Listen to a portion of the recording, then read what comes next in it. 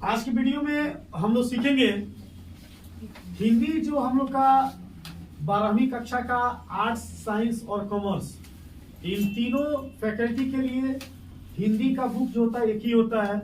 भले ही साइंस और कॉमर्स का एग्जाम अलग होता है और आर्ट्स वालों का एग्जाम अलग होता है, बुक वही है ना, तीनों को पढ़ना है। अब है यहाँ पर हम लोग को सीखना है कि हिंदी में व्याख्या करने के लिए आता है। ये लगभग 8 नंबर का आपका आता है। गद्य खंड से 4 नंबर का आएगा और आपको पद्य खंड से 4 नंबर का आएगा। 8 नंबर। आप जानते हैं कि परीक्षा में एक एक नंबर कितना वैल्यूएबल होता है, कितना महत्व रखता है। बच्चे जो है 1 नंबर से किसी का फर्स्ट डिवीजन छूट जाता है, किसी का 400 नंबर एक नंबर से छूट जाता है। तो हम जो है आज मात्र एक वीडियो में आपको जो है 8 नंबर कंप्लीट कराने वाले हैं। मात्र एक वीडियो आप बढ़िया से इसको देख लीजिए, आपका 8 नंबर क्लियर हो जाएगा। ठीक है ना। आप केवल पैटर्न को देख लीजिए कि किस प्रकार से इसको सजाया गया है, बनाया गया है, और इसको देखकर आप घर पे बैठकर 2 4 5 को प्रैक्टिस कर लेंगे, आपका निश्चित है कि 8 नंबर आ जाएगा। आइए पहला क्वेश्चन में स्टार्ट करते हैं। करना क्या है, तो हिंदी व्याख्या देता है, सपसंग व्याख्या करें। ठीक है, तो हिंदी में व्याख्या करना है। तो ये गद्य खंड का है। 2 खंड होता है आपकी किताब में, गद्य खंड और पद्य खंड। गद्य खंड का मतलब क्या होता है, कहानी वगैरह होता है, और पद्य खंड होता है आपका कविता होता है। तो जो ये कहानी वाला आपका खंड है, इसमें से एक लाइन दिया गया है। ठीक है ना, जैसे बहुत सारा कहानी होता है, निबंध होता है, तो उसमें से कहीं से भी 1-2 लाइन उठाकर आपके एग्जाम में दे देगा और लिखेगा सपसंग व्याख्या करें, और आपका वो पूरे 4 नंबर का होता है। ठीक है, तो 4 नंबर का होता है। तो देखना है, खूब ध्यान से देखिए इस चीज को कि कहाँ कहाँ पे हम क्या क्या कर रहे हैं, है ना, और कौन कौन चीज पर नंबर हमको मिलता है। तो लिखा गया है, क्वेश्चन है, सच है जब तक मनुष्य बोलता नहीं तब तक उसका गुण दोष प्रकट नहीं होता है। ठीक है, जब तक मनुष्य बोलता नहीं है उसका गुण और दोष प्रकट नहीं होता है। ये लाइन दिया हुआ है। तो सबसे पहले हम लोगों को मालूम होना चाहिए कि हमारी जो पाठ्य पुस्तक है उसका नाम क्या है। ठीक है, देखिए लिखा है, प्रस्तुत पंक्तियां हमारे पाठ्य पुस्तक दिगंत भाग 2 में उद्धृत बातचीत शीर्षक ललित निबंध से लिया गया है।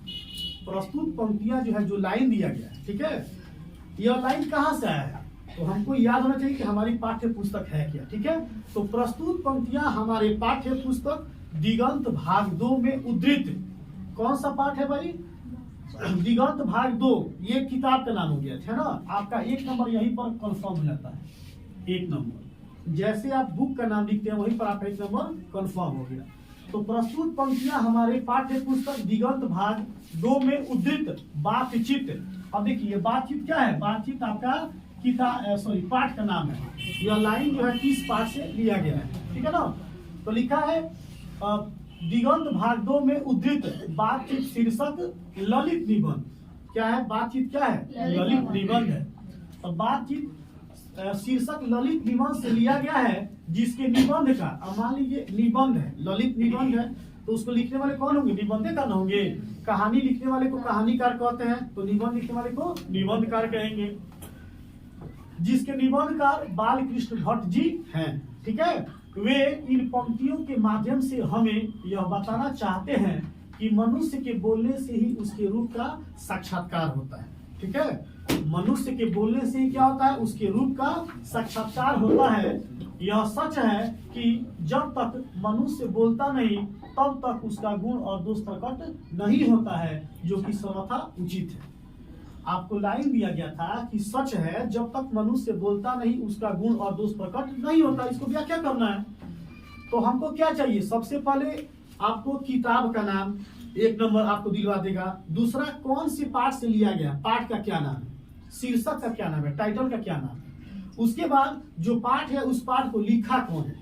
ठीक है, यही 3 मेन चीज है। किताब का नाम 1 नंबर, उसके बाद किस पाठ से लिया गया है 2 नंबर, यहाँ मिल जाएगा आपको, और तीसरा इसके लेखक कौन है, यहाँ मिल जाएगा। और जो पंक्ति दी गई है उसके बारे में थोड़ा बहुत व्याख्या कर दीजिए, आपको पूरे 4 के 4 नंबर मिल जाएंगे। ठीक है, अब देखिए दूसरा है, आपुन खात नंद मुख नावत सो छवि कहत न बनिया, जो रस नंद यशोदा बिलसत नहीं तिहु भुवनिया। ठीक है, अब यह कौन सा है भाई, ये पद्य खंड है। कौन सा खंड है, पद्य खंड है। और ये कितना नंबर देगा आपको, 4 अंक देगा। मैंने आपको पहले ही बता दिया कि व्याख्या करने के लिए, है ना, गद्य खंड और पद्य खंड से दो दो क्वेश्चन रहेंगे और दोनों में से कोई भी आपको एक एक चुन के बना लेना है और आपको 8 नंबर मिल जाएगा। तो सबसे पहले हमको याद होना चाहिए, ठीक है, कि यह किस पाठ का है, क्योंकि किताब का नाम तो नहीं बदलेगा। अगर पहले व्याख्या में हमने यहाँ पर पुस्तक का नाम लिखा है दिगंत भाग 2, ठीक है, तो यहाँ भी दिगंत भाग 2 ही रहेगा, क्योंकि एक ही पुस्तक हम लोग को पढ़ना है, 2 पुस्तक तो पढ़ना नहीं है। दूसरा चीज क्या है कि जब किताब का नाम मालूम चल जाए तो हमको मालूम करना है कि किस पाठ का है, पाठ का नाम क्या है और उसके लेखक कौन है, कवि कौन है, ठीक है।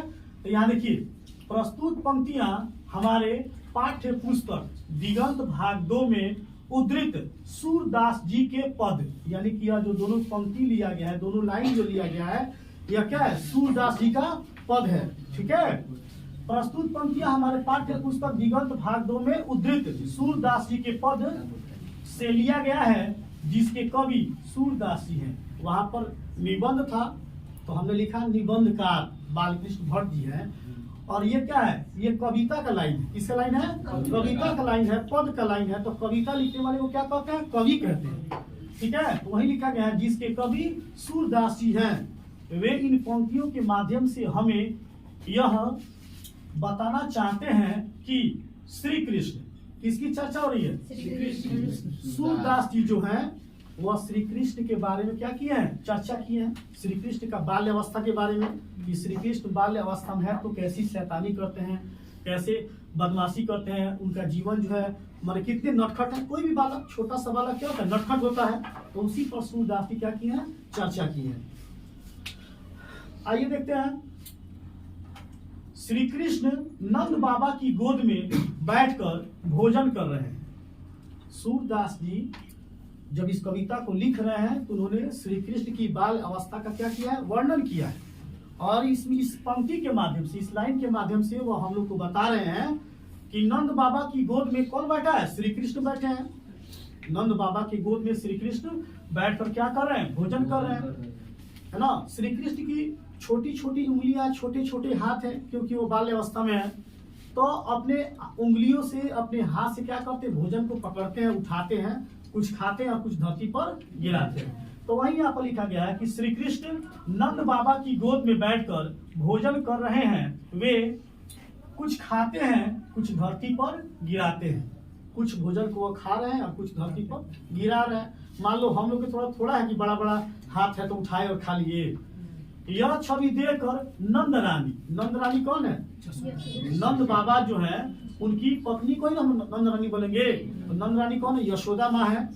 तो यह छवि देखकर नंद रानी प्रसन्न हो रही हैं। श्री कृष्ण को दही पसंद है। श्री कृष्ण को क्या पसंद है, दही पसंद है। दही में उनकी काफी इंटरेस्टिंग है, रुचि है। मिश्री, दही और माखन को मिलाकर नंद बाबा श्री कृष्ण को खिलाते हैं। थाली है, उसमें मिश्री है, दही है, माखन है, इन तीनों को क्या करते हैं, मिला देते हैं और मिलाकर अपने हाथों से क्या करते हैं, श्री कृष्ण जी को खिलाते हैं और स्वयं भी खाते हैं। खुद भी खा रहे हैं और श्री कृष्ण को भी खिला रहे हैं। तो इस दृश्य को देखकर सूरदास जी बड़ी क्या है, आनंदित हो रहे हैं। यह जो दृश्य है कि नंद बाबा अपनी गोद में बैठाकर माखन, मिश्री, दही मिलाकर क्या कर रहे हैं, श्री कृष्ण को खिला रहे हैं, है ना। तो यह दृश्य देखकर क्या होता है, सूरदास जी काफी आनंदित होते हैं। हालांकि आप लोग कहिएगा सूरदास, तो सूर का मतलब होता है आंखें नहीं है। तो सही बात है, सूरदास जी का आंख नहीं था, है ना। लेकिन उनकी जो तीसरी आंख, मनुष्य की तीसरी आंख भी होती है। खाली शंकर जी का 3 आंख नहीं है, आदमी का भी है। तीसरी आंख क्या होती है, बुद्धि होती है हमारी, इंटेलिजेंस, ठीक है। जो हमारी बुद्धि है, हम आंख बंद करके और किसी के बारे में सोचते हैं तो उसकी छवि हमारे सामने बन जाती है। तो सूरदास जी जब भजन कीर्तन करने वाले लोगों के, सत्संग करने वाले लोगों के साथ जब रहते थे तो उन्होंने श्री कृष्ण का बहुत सारा बखान सुना था। तो उनकी छवि उनके दिमाग में बनती कि श्री कृष्ण शायद ऐसे होंगे, और उसी प्रकार ये कल्पना करके क्या किया, पूरा कविता बना दी है, ठीक है।